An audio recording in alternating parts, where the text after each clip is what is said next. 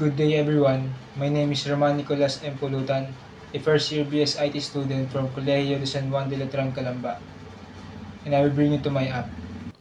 Ang objectives ng app na to is una, ma-feel nyo na naglalaro kayo ng actual basketball kasi itong app na to is consists of shooting.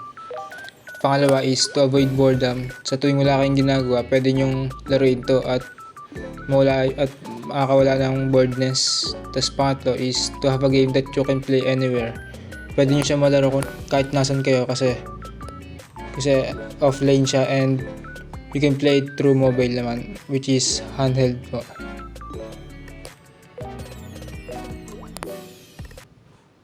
So, ito po yung demo ng app natin. Open lang po natin siya, tapos once na na-open po natin yung app, nagpe-play po yung background music, tapos yung click play lang po natin. Yan, pwede na po tayo mag-shooting po. Meron din po akong background music and background effect po sa tuwing na-shoot po yung bola. Tapos yung makikita nyo po, meron pong score, reset score back, tapos may oras din po. Yan, tatapat lang po natin yung bola sa ring, tapos i-swipe up lang po natin gamit po daliri natin. Tapos yun, pwede po natin i-reset yung score kung gusto natin umulit po. Then yun, pwede po tayo mag-shoot po ulit.